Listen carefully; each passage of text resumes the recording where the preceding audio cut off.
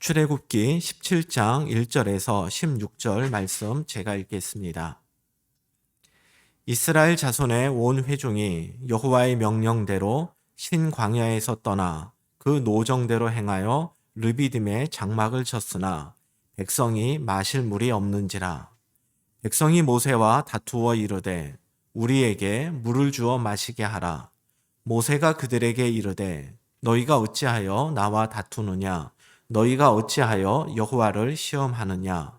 거기서 백성이 목이 말라 물을 찾으매 그들이 모세에게 대하여 원망하여 이르되 당신이 어찌하여 우리를 애굽에서 인도에 내어서 우리와 우리 자녀와 우리 가축이 목말라 죽게 하느냐? 모세가 여호와께 부르짖어 이르되 내가 이 백성에게 어떻게 하리이까? 그들이 조금 있으면 내게 돌을 던지겠나이다. 여호와께서 모세에게 이르시되 백성 앞을 지나서 이스라엘 장로들을 데리고 나일강을 치던 내 지팡이를 손에 잡고 가라. 내가 호렙산에 있는 그 반석 위 거기서 내 앞에 서리니 너는 그 반석을 치라. 그것에서 물이 나오리니 백성이 마시리라. 모세가 이스라엘 장로들의 목전에서 그대로 행하니라. 그가 그곳 이름을 마사 또는 무리바라 불렀으니 이는 이스라엘 자손이 다투었음이요 또는 그들이 여호와를 시험하여 이르기를 여호와께서 우리 중에 계신가 안 계신가 하였음이더라. 그때 아말렉이 와서 이스라엘과 르비딤에서 싸우니라. 모세가 여호수아에게 이르되 우리를 위하여 사람을 택하여 나가서 아말렉과 싸우라. 내일 내가 하나님의 지팡이를 손에 잡고 산 꼭대기에 서리라. 여호수아가 모세의 말대로 행하여 아말렉과 싸우고 모세와 아론과 훌은 산 꼭대기에 올라가서 모세가 손을 들면 이스라엘이 이기고 손을 내리면 아말렉이 이기더니 모세의 팔이 피곤하매 그들이 돌을 가져다가 모세의 아래에 놓아 그가 그 위에 앉게 하고 아론과 훌이 한 사람은 이쪽에서 한 사람은 저쪽에서 모세의 손을 붙들어 올렸더니 그 손이 해가 지도록 내려오지 아니한지라. 여호수아가 칼날로 아말렉과 그 백성을 쳐서 무찌르니라. 여호와께서 모세에게 이르시되 이것을 책에 기록하여 기념하게 하고 여호수아의 귀에 외워 들리라. 내가 아말렉을 없이하여 천하에서 기억도 못하게 하리라. 모세가 제단을 쌓고 그 이름을 여호와 니시라 하고 이르되 여호와께서 맹세하시기를 여호와가 아말렉과 더불어 대대로 싸우리라 하셨다 하였더라. 아멘. 출애굽기 17장에는 이스라엘이 르비딤이라고 하는 곳에서 겪은 두 가지 사건을 기록하고 있습니다. 1절에서 7절은 또다시 마실 물이 없어서 생긴 일이고 8절에서 16절까지는 출애굽 후 처음으로 겪게 되는 이방 족속과의 전쟁 이야기입니다. 먼저 이 두 사건을 각각 그 내용을 좀 살펴보겠습니다. 출애굽기 17장 1절과 2절입니다. 이스라엘 자손의 온 회중이 여호와의 명령대로 신광야에서 떠나 그 노정대로 행하여 르비딤에 장막을 쳤으나 백성이 마실 물이 없는지라. 백성이 모세와 다투어 이르되 우리에게 물을 주어 마시게 하라. 모세가 그들에게 이르되 너희가 어찌하여 나와 다투느냐? 너희가 어찌하여 여호와를 시험하느냐? 하나님께서는 이스라엘 백성들을 신광야에서 르비딤으로 인도하셨습니다. 르비딤은 시원하게 하다라는 단어를 어원으로 하고 있습니다. 그래서 르비딤이라고 하는 이 말의 의미는 원기 회복 또는 쉬는 장소 이런 뜻을 가진 지명입니다. 이런 이름으로 불렸다라고 하는 것은 르비딤이 여행객들에게 갈증을 풀 수 있는 장소이고 또 쉴 수 있는 곳이었다라는 의미를 담고 있습니다. 그런데 무슨 연유인지는 모르겠지만 이스라엘이 르비딤에 도착을 했을 때 마실 물이 없었습니다. 마라에 이어서 두 번째 겪는 물 결핍의 문제였습니다. 이스라엘은 마라와 엘림에서 경험한 하나님의 은혜를 잊어버리고 이번에도 불평을 하면서 모세와 다투었다고 성경이 기록하고 있습니다. 여기서 다투다라는 말의 1차적인 의미는 육체적 싸움을 의미합니다. 그리고 2차적 의미는 육체적 싸움만큼 격렬한 다툼 혹은 질책이란 뜻을 가진 동사입니다. 즉 르비딤에서 보인 이스라엘의 반응은 마실 물이 없었던 마라나 양식이 없었던 신광야에서 보인 반응보다 훨씬 거칠고 공격적이었습니다.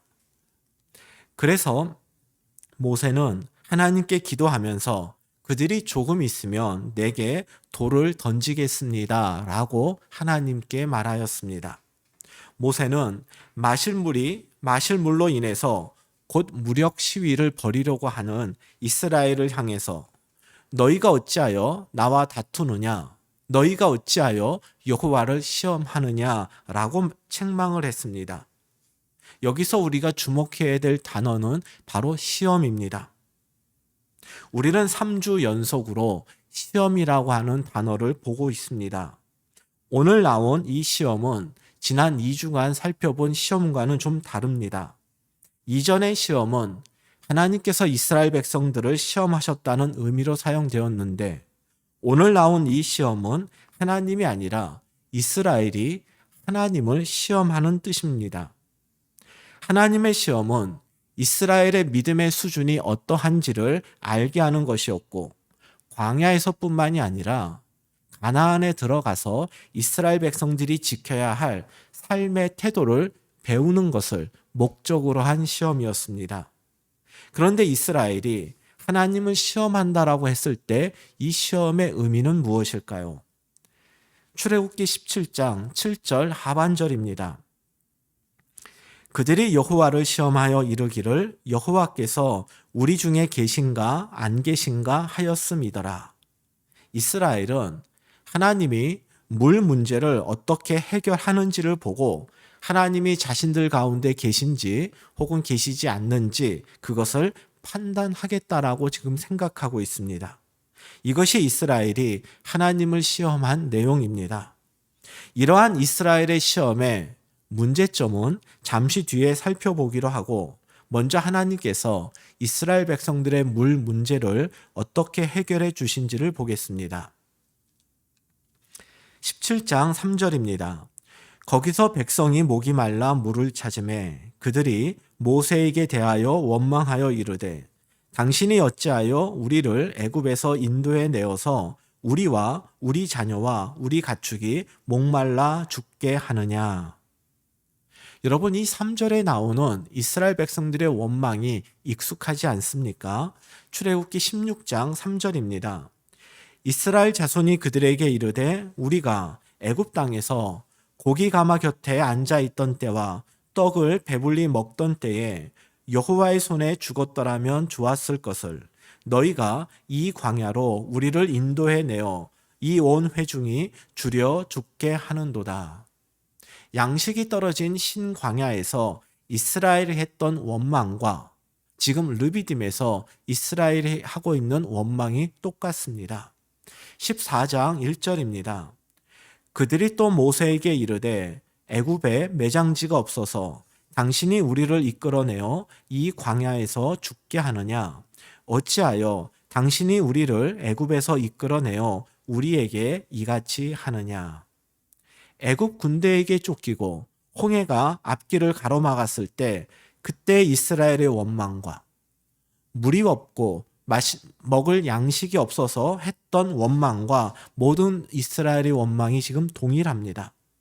이스라엘은 문제만 있으면 왜 애굽에서 우리를 나오게 했느냐? 애굽에서 사는 것이 더 좋았겠다라는 원망을 반복하고 있습니다. 문제가 있을 때마다 전혀 예상치 못한 방법으로 문제를 해결해 주신 그 하나님의 은혜를 기억했다면 이스라엘은 원망을 반복하지 않았을 것입니다. 그런데 이스라엘은 하나님의 은혜를 기억하지 못했고 그 결과 문제를 만났을 때마다 동일한 내용으로 원망을 쏟아내고 있습니다.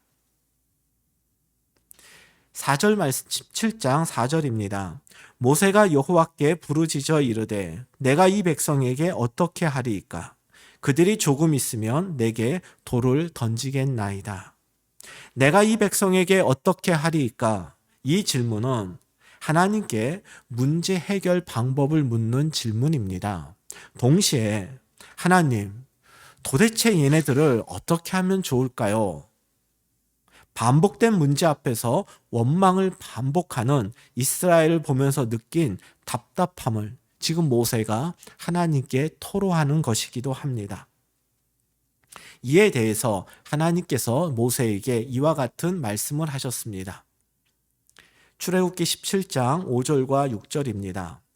여호와께서 모세에게 이르시되 백성 앞을 지나서 이스라엘 장로들을 데리고 나일강을 치던 네 지팡이를 손에 잡고 가라. 내가 호렙산에 있는 그 반석 위 거기서 내 앞에 서리니 너는 그 반석을 치라. 그것에서 물이 나오리니 백성이 마시리라. 모세가 이스라엘 장로들의 목전에서 그대로 행하니라. 하나님은 모세에게 장로들과 함께 이스라엘 백성들을 떠나 호렙산에 있는 그 반석에 가서 반석을 치면 물이 나올 것이라고 말씀하셨습니다. 지금 읽은 이 6절에 반석이 2번 나옵니다. 근데 2번 모두 정관사가 앞에 있습니다. 이를 볼 때 하나님께서 말씀하신 그 반석은 이미 모세가 잘 알고 있는 반석이라 생각이 됩니다. 7절 말씀입니다. 그가 그곳 이름을 마사 또는 무리바라 불렀으니 이는 이스라엘 자손이 다투었으며 또는 그들이 여호와를 시험하여 이르기를 여호와께서 우리 중에 계신가 안 계신가 하였음이더라. 이스라엘 장로들을 데리고 호렙산 그 바위에 가서 하나님의 말씀 그대로 행한 모세는 그곳 이름을 시험이란 뜻의 마사 또는 다툼, 싸움이란 뜻의 무리바라고 불렀습니다. 마사라고 부른 것은 이스라엘이 하나님을 시험한 것에서 유래한 것이었고, 무리바는 이스라엘이 모세에게 폭력을 행사할 만큼 격하게 다툰 사실에서 유래한 지명입니다. 모세가 이런 지명을 지었다라고 하는 것은 무리바에서 보인 이스라엘 백성들의 행동이 옳지 않음을 의미하고 또 이것을 잊지 말라는 그러한 뜻을 담고 있는 것입니다. 이제 르비딤에서 겪은 2번째 사건인 아말렉과의 전쟁 이야기를 살펴보겠습니다. 8절입니다. 그때 아말렉이 와서 이스라엘과 르비딤에서 싸우니라. 아말렉과의 전쟁은 출애굽한 이후 가나안으로 가는 여정 속에 이스라엘 백성들이 치룬 첫 번째 전쟁이었습니다. 이 전쟁은 땅을 차지하기 위한 전쟁이 아니었습니다. 이스라엘이 하나님의 인도하심과 그 능력을 불신했을 때 일어난 전쟁으로서 전쟁의 승패가 군사력이나 전략으로 결정되지 않음을 이스라엘 백성들에게 보여주시는 그런 전쟁이었습니다. 9절에서 11절 말씀입니다. 모세가 여호수아에게 이르되 우리를 위하여 사람들을 택하여 나가서 아말렉과 싸우라. 내일 내가 하나님의 지팡이를 손에 잡고 산 꼭대기에 서리라. 여호수아가 모세의 말대로 행하여 아말렉과 싸우고 모세와 아론과 훌은 산 꼭대기에 올라가서 모세가 손을 들면 이스라엘이 이기고 손을 내리면 아말렉이 이기더니. 전쟁의 양상은 매우 단순합니다. 모세가 산 꼭대기에서 하나님의 지팡이를 잡은 그 2손을 들면 이스라엘이 이기고 그 손을 내리면 지는 전쟁이었습니다. 그래서 이 본문을 중보기도의 중요성과 그 능력을 설명할 때 가장 많이 언급하는 그런 본문으로 우리에게 알려졌습니다. 그런데 이 말씀은 중보기도에 관한 가르침이 아닙니다. 여러분, 이것은 꼭 기억하셔야 됩니다. 출애굽기 17장 8절에서 16절에 이르기까지 이 본문에는 기도라는 단어가 전혀 나오지 않습니다. 물론 모세가 손을 들고 있을 때 기도했을 것입니다. 그런데 손을 내리고 있을 때는 모세가 기도하지 않았을까요? 그렇지 않습니다. 오히려 손을 들고 있는 것이 아프고 힘들어서 손을 내렸더니 이스라엘이 전쟁에서 지고 있다면 모세가 손을 들지 못하는 그 안타까운 상황 속에 더 기도하지 않았겠습니까? 우리도 실험과 연구가 잘 될 때보다는 안 될 때, 건강할 때보다는 아플 때 더 기도를 하지 않습니까? 단지 손을 든 것은 기도요, 손을 내린 것은 기도가 아니다. 이렇게 보아서는 안 된다는 것입니다. 아말렉과의 전쟁은 모세가 아무리 열심히 기도하더라도 손을 내리면 지는 전쟁입니다.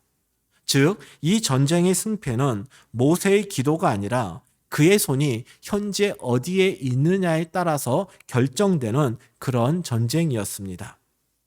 12절과 13절을 보겠습니다. 모세의 팔이 피곤함에 그들이 돌을 가져다가 모세의 아래에 놓아 그가 그 위에 앉게 하고 아론과 훌이 한 사람은 이쪽에서 한 사람은 저쪽에서 모세의 손을 붙들어 올렸더니 그 손이 해가 지도록 내려오지 아니한지라. 여호수아가 칼날로 아말렉과 그 백성을 쳐서 무찌르니라. 전쟁의 승패가 모세의 손 위치에 달려 있음을 알게 된 아론과 훌은 큰 돌을 가져다가 모세를 앉힌 후 각각 모세의 한 팔을 붙들어 올렸습니다. 그리고 그 사이 여호수아와 백성들은 직접 아말렉과 싸워 전쟁에서 이겼습니다. 본문의 핵심이 중보 기도의 중요성이 아니라면 본문은 우리에게 과연 무엇을 말씀하고 있는 것일까요? 하나님의 백성은 하나님의 방식대로 살아가야 한다라는 것입니다. 세상이 군대의 규모와 무기의 강함을 말할 때 우리는 모세의 손이 올라가면 이기고 모세가 손을 내리면 전쟁에서 지는 것처럼 하나님에 대한 순종이 승패를 결정한다라고 말할 수 있어야 합니다. 여기서 한 가지 여러분이 오해하지 말아야 할 것은 제가 지금 중보 기도의 무용론을 주장하는 것이 아니란 점입니다. 다만 오늘의 본문을 중보 기도의 중요성을 설명하는 본문으로 사용하기에는 적절하지 않다라는 것을 말씀드리고 있는 것입니다. 이상이 출애굽기 17장에 나오는 두 개의 사건에 대한 대략적인 설명입니다. 그런데 출애굽기 17장에 대한 설교나 묵상은 여기에서 멈추면 안 됩니다. 단지 이스라엘 백성들이 또 원망했다. 그래도 하나님께서는 그들의 문제를 해결해 주셨다. 혹은 하나님의 방식대로 살아가야만 우리는 세상에서 승리할 수 있다. 우리의 묵상이 여기에 머물러서는 안 됩니다. 두 사건이 왜 연이어서 기록이 되었는지, 그리고 두 사건을 관통하는 메시지는 과연 무엇인지 우리는 그것을 살펴보아야 합니다. 먼저 여러분들에게 질문을 좀 드리도록 하겠습니다. 하나님은 모세에게 호렙산의 그 반석 위에 서서 지팡이로 반석을 치라고 하셨고 또 모세는 하나님의 말씀 그대로 행했습니다. 자, 여기서 질문입니다. 모세가 지팡이로 반석을 친 결과 어떤 일이 일어났을까요? 너무 쉽습니까? 반석에서 물이 터져 나왔겠죠. 그런데 오늘 본문에는 모세가 지팡이로 반석을 쳤을 때 반석에서 물이 나왔다라고 하는 기록이 없습니다. 6절에도 없고 7절에도 그런 구절은 없습니다. 분명히 반석에서 물이 나왔다라고 하는 것을 내가 성경에서 읽었는데 이렇게 생각하는 분이 계실 겁니다. 맞습니다. 반석에서 물이 나왔다라는 기록이 분명 성경에 나옵니다. 민수기 20장 11절입니다. 모세가 그의 손을 들어 그의 지팡이로 반석을 2번 치니 물이 많이 솟아나오므로 회중과 그들의 짐승이 마시니라. 모세가 반석을 쳤더니 그 반석에서 물이 솟아나왔다라고 하는 말씀은 민수기 20장에 나오는 것입니다. 그런데 출애굽기 17장과 민수기 20장은 같은 사건이 아닙니다. 출애굽기 17장은 출애굽한 지 2달이 막 지난 르비딤에서 일어난 사건이고, 민수기 20장에 나온 이 사건은 출애굽한 지 40년째 되는 해 첫째 달에 가데스 바네아라고 하는 곳에서 일어난 사건입니다. 성경의 기록대로만 본다면 반석에서 물이 솟아나왔다라고 하는 기록은 민수기 20장에만 나오고 출애굽기 17장에는 나오지 않습니다. 그렇다면 르비딤에서 모세가 반석을 쳤을 때 아무런 일도 일어나지 않았을까요? 그렇지는 않았을 것입니다. 분명히 그 반석에서 물이 나와 200만 명이 넘는 이스라엘 백성들의 기갈이 해결되었을 것입니다. 그렇게 보는 이유는 출애굽기 17장 6절 이후에 이스라엘 백성들의 원망이나 불평이 나오지 않습니다. 무력 시위도 나오지 않을 뿐만 아니라 이들은 아말렉과의 전쟁을 수행하였습니다. 이를 볼 때 이때에도 분명히 민수기 20장처럼 모세가 지팡이로 반석을 쳤을 때 그 반석에서 물이 솟아나왔을 것입니다. 그런데 왜 하나님께서는 반석에서 물이 솟아나왔다라고 하는 이 기적을 기록하지 않게 하셨을까요? 출애굽기 17장 7절을 다시 보겠습니다. 그가 그곳 이름을 마사 또는 무리바라 불렀으니 이는 이스라엘 자손이 다투었으며 또는 그들이 여호와를 시험하여 이르기를 여호와께서 우리 중에 계신가 안 계신가 하였음이더라. 이스라엘은 반복되는 물 결핍 속에서 하나님을 시험했습니다. 그들의 시험은 마치 이런 것이라 생각이 됩니다. 처음에는 물이 써서 마실 수 없었고, 다음에는 양식이 떨어져서 고생했는데, 그런데 또 물이 없네. 도대체 하나님이 계신 것 맞아? 이스라엘 백성들이 아마 이렇게 말하지 않았을까요? 혹시 하나님이 없는 것 아니야? 하나님이 계신다면 왜 자꾸 이런 일이 일어날까? 우리 이 문제 어떻게 해결되는지 한번 좀 두고 보자. 이번에도 문제가 잘 해결되면 하나님은 있는 것이고, 만약에 이 물 문제가 제대로 해결되지 않는 것이라면 하나님은 없는 거야.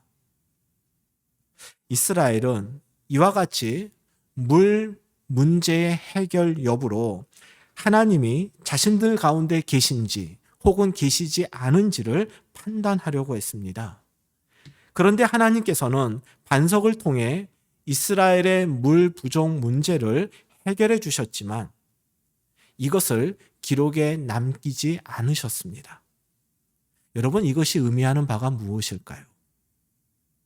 성공했을 때는 전혀 하지 않는 질문인데 예상치 못한 어려움을 만났을 때 그 결과가 해피엔딩이 아니라 새드 엔딩일 때 우리가 늘 하는 질문이 하나 있습니다. 하나님이 살아계시다면 어떻게 이런 일이 나에게 일어날 수 있을까? 이 질문은 연구가 잘 될 때 하지 않지만 일이 꼬이고 잘못될 때 제일 먼저 우리가 하는 질문 아닙니까? 달리 표현해서 지금 우리나 출애굽한 이스라엘 백성들이나 동일하게 하나님의 존재 여부를, 하나님이 지금 나와 함께하고 계시다라고 하는 하나님의 현존 여부를, 내 소원이 이루어지고 있는가? 내가 원하는 것을 내가 소유하고 있는가? 내 건강이 회복되고 있는가?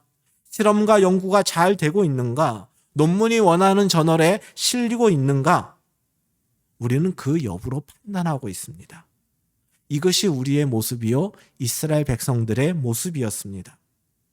오늘 본문에 반석에서 물이 솟아났다라고 하는 그 기록이 생략된 것은 하나님께서 이스라엘 백성들의 물 문제를 해결하지 않으셨다는 뜻이 아닙니다.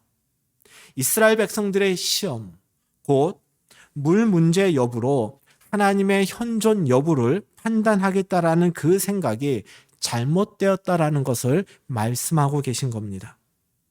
저는 오늘 본문에 반석에서 물이 솟아났다라고 하는 표현이 생략된 것을 보고 다음과 같은 하나님의 음성이 그 생략 속에 담겨 있으리라 생각하게 되었습니다. 내가 너희와 함께 있는 것을 알고 싶니? 그런데 너희의 문제 해결, 소원 성취, 성공과 출세는 내가 너희와 함께하고 있다라는 증거가 될 수 없단다. 내가 너희와 함께하고 있음을 경험하는 길은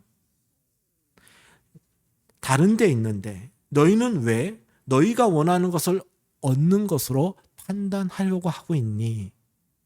그 생략 속에 마치 이러한 하나님의 말씀이 담겨 있는 것 같습니다. 하나님이 여러분과 함께 하신지를 여러분 확인하고 싶으십니까? 우리는 과연 무엇을 통해서 하나님의 현존을 경험하고 또 확인할 수 있을까요? 그 답이 바로 8절부터 나오는 아말렉과의 전쟁입니다. 8절을 다시 보겠습니다. 그때 아말렉이 와서 이스라엘과 르비딤에서 싸우니라. 성경은 그때에 이스라엘이 아말렉과 싸운다고 기록하고 있습니다. 그때가 언제입니까? 이스라엘이 물 문제 해결 여부로 하나님의 현존 여부를 판단하려고 할 때였습니다. 본문에는 생략되었지만 모세가 반석을 쳤을 때 그 반석에서 물이 솟아나와서 물 문제가 해결되었을 때 그래서 이스라엘이 하나님이 지금 우리와 함께 계시는구나 이렇게 생각할 바로 그때에 아말렉과 전쟁을 하게 된 것입니다. 하나님은 전쟁 승리와 아무런 관계가 없는 손들기를 통해 이스라엘에게 승리를 안겨주심으로써 하나님 말씀에 순종하는 것이 하나님의 현존을 경험하는 가장 확실한 길임을 알려주신 것입니다. 사랑하는 여러분, 하나님이 여러분과 함께 하시는지를 정말 알고 싶으십니까? 하나님께 순종하십시오. 하나님이 반석을 치라 할 때 반석을 치고 손을 들고 있으라 하시면 끝까지 손을 들고 있을 때 우리는 하나님의 살아계심과 하나님의 현존을 경험하게 될 것입니다. 바로 이것이 모세가 반석을 친 결과가 생략된 이유이고 물 문제에 이어 아말렉과의 전쟁 이야기가 기록된 이유입니다. 제가 우리 교회 성도님들을 위해 기도할 때 각각 개인의 기도 제목을 기억하며 기도도 하지만 우리 모든 성도님들을 위한 공통된 기도 제목이 있습니다. 그것은 여러분 모두가 하나님의 현존을 경험하고 깨닫는 것입니다. 지금 하나님이 나와 함께 계심을 경험할 때 화석처럼 굳은 우리의 믿음이 살아나고 세상의 도전과 위협에 굴하지 않고 우리의 믿음을 지킬 수 있기 때문입니다. 그래서 저는 여러분들이 꼭 하나님의 살아계심을 경험하기를 늘 기도합니다. 하나님이 지금 여러분과 함께 하심을 경험하고 깨닫기를 원하신다면 나의 피로가 채워지고 내가 원하는 것을 손에 쥐는 것은 결코 하나님의 현존이 증거가 아님을 기억하시기 바랍니다. 정말 하나님의 현존을 알고 싶고 경험하고 싶다면 여러분의 삶의 자리에서 손을 들어 올리는 싸움을 하시길 바랍니다. 이것은 세상의 방식을 따르지 않고 하나님의 방법, 하나님의 능력을 믿고 살아가겠노라 하는 그것의 다른 표현입니다. 그런데 이 일이 쉽지만은 않을 것입니다. 두 손을 올려보십시오. 힘차게 들어올린 손이 곧 저리고 아파오듯이 세상의 논리를 거슬러 살아가고 주님의 말씀대로 살아가는 건 역시 쉽지 않은 일입니다. 손해볼 것에 대한 염려, 실패에 대한 두려움이 생길 수가 있습니다. 이것은 염려와 두려움뿐만이 아니라 실제로 손해를 보고 실패와 패배도 우리는 겪게 될 것입니다. 그래도 하나님께 순종하기를 포기하지 맙시다. 힘들게 하나님의 방식을 우리가 지켜나갈 때에 하나님께서는 우리에게 믿음의 조력자를 보내주실 것입니다. 12절입니다. 모세의 팔이 피곤하매 그들이 돌을 가져다가 모세의 아래에 놓아 그가 그 위에 앉게 하고 아론과 훌이 한 사람은 이쪽에서 한 사람은 저쪽에서 모세의 손을 붙들어 올렸더니 그 손이 해가 지도록 내려오지 아니한지라. 힘들어하는 모세를 돕기 위해서 아론과 훌이 모세 곁에 서서 그의 손을 붙들어 주어 승리할 때까지 그 손이 내려오지 않았습니다. 이처럼 힘들어도 주님께 뻗은 순종의 손을 내리려 하지 않을 때 하나님은 우리의 손을 붙들어 올려줄 아론과 훌을 보내주실 것입니다. 지금 여러분 곁에 있는 이가 바로 여러분의 아론과 훌입니다. 그들이 있기에 우리는 믿음의 싸움을 감당할 수 있는 것이고 끝까지 그 순종의 손을 내리지 않고 들어 올릴 수 있는 것입니다. 이를 기억하며 하나님께서 바로 나에게 허락하신 가족들, 또 하나님께서 내게 보내주신 믿음의 지체들, 우리 그들을 좀 귀하게 여길 수 있으면 좋겠습니다. 또한 우리는 누군가의 아론과 훌이 될 수 있음을 잊지 맙시다. 남편과 아내가, 자녀와 부모님이, 그리고 친구들이 모세처럼 순종의 소를 들어 올릴 때 적당히 살라고 핀잔 주지 말고 우리가 아론과 훌이 되어서 그들의 믿음의 싸움을 인정하고 격려하고 응원해 줍시다.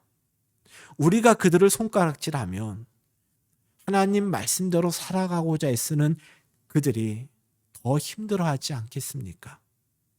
세상의 방식을 뛰어넘어 하나님의 방식대로 살아가기 위해 치열하게 애쓰는 이들 곁에서 우리가 아론과 훌이 되어서 그 지체가 하나님의 현존을 경험할 때까지 지지하고 응원해 주십시다. 이것이 하나님이 우리를 포스텍 교회라고 하는 이 신앙의 울타리 안에 묶어주신 이유라 생각합니다. 14절에서 16절 말씀을 보겠습니다.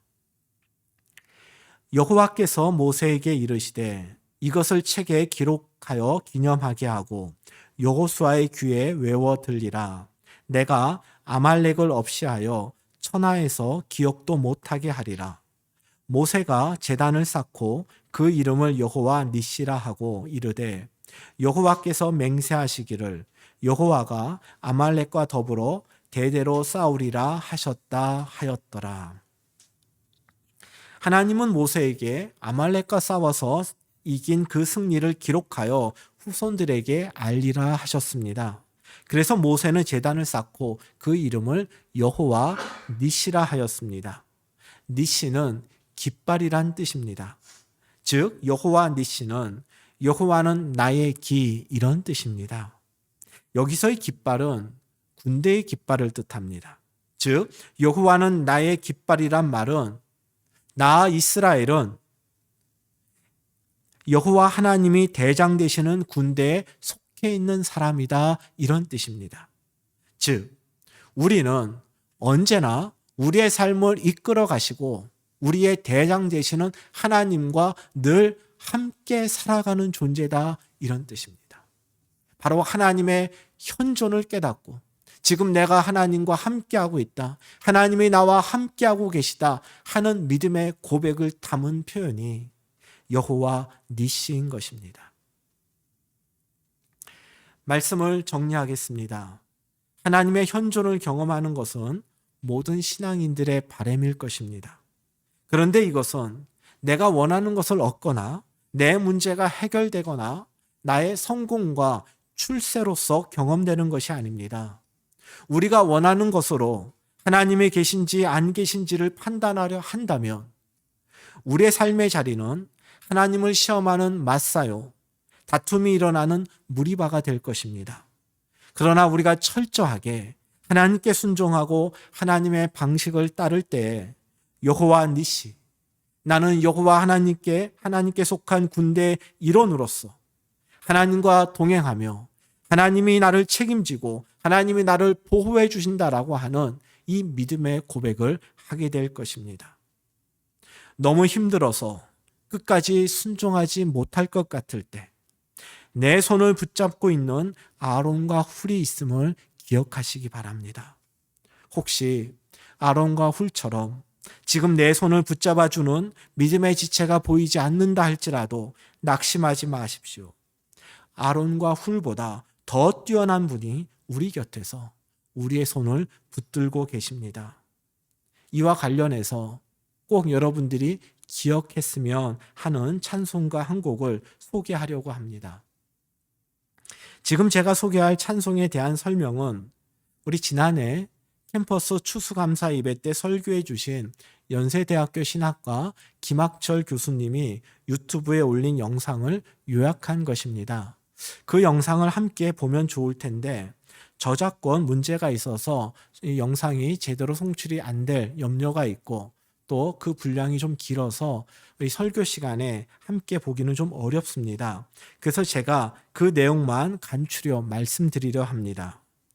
우리 주일 예배 영상 제목 아래에 이 김학철 교수님 영상의 주소를 적어 두었으니 여러분이 예배 후에 꼭 시청해 보시기 바랍니다. 제가 소개해 드릴 이 찬송의 가사는 죽음을 앞둔 사람의 고백입니다. 그래서 이 찬송은 1912년 타이타닉호가 침몰했을 때, 그리고 2009년 네덜란드 공항에서 터키 항공기가 추락했을 때 그때 불렸던 찬송이라고 합니다.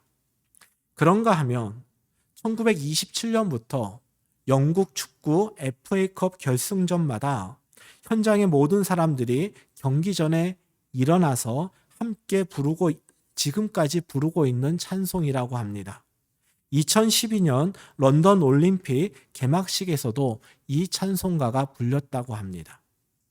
더 재밌는 것은 힌두교 국가인 인도의 공화국의 날이라고 하는 국경일이 있는데 이 국경일의 기념식 마지막 순서가 바로 이 찬송가를 연주하는 것이라고 합니다. 재작년에 인도 정부에서 이 곡이 자신을 지배했던 영국의 찬송가이기 때문에 앞으로는 부르지 않겠다라고 그렇게 발표를 했는데 인도의 국민들이 데모를 해서 계속해서 이 찬송가를 이 국경일에 부르게 되었다라고 합니다. 죽음을 앞둔 사람의 고백을 가사로 하는 이 찬송가가 가장 격렬하고 활동적인 운동 경기에서도 불리고 심지어 힌두교 국가에서까지 연주되는 과연 이 찬송가는 무엇일까요? 이 찬송가의 제목은 바로 Abide with me라는 곡입니다. 수많은 사람들이 Abide with me 이 찬송을 부르면서 주님이 나와 함께 하신다는 믿음과 소망을 가졌고 또 이러한 믿음과 소망으로 갑작스럽게 맞이한 죽음이라고 하는 슬픔과 두려움을 이겨냈습니다. 그리고 이러한 믿음과 소망을 담은 이 찬송가는 교회 울타리를 넘어서 경기장에서 뿐만이 아니라 힌두교 국가의 국경일에서도 울려 퍼지고 있는 것입니다. 내가 홀로 믿음의 싸움을 할 때 그곳에는 나 혼자 있지 않습니다. 주님이 우리와 함께 하십니다. 아론과 훌과 함께 주님도 우리와 함께 하셔서 우리의 손을 붙잡아 주시고 우리가 걷는 그 순종의 길을 동행해 주십니다. 2022년이 시작되었습니다. 2022년 이 한 해가 살아계신 하나님을 경험하고 하나님의 현존을 깊이 깨닫는 복된 한 해가 되기를 바랍니다. 내가 원하는 것을 얻어서가 아니라 하나님께 온전히 순종하고 하나님의 방식대로 살아감으로써 내 곁에 계신 하나님을 만나는 은혜를 우리 모두가 누릴 수 있기를 바랍니다. Abide with me. 주님, 나와 함께 하소서. 바로 이 기도와 함께 그동안 의지하던 세상 것들을 뒤로 하고 온전히 주님만을 의지하고 따르는 저와 여러분이 되기를 주님의 이름으로 축복합니다.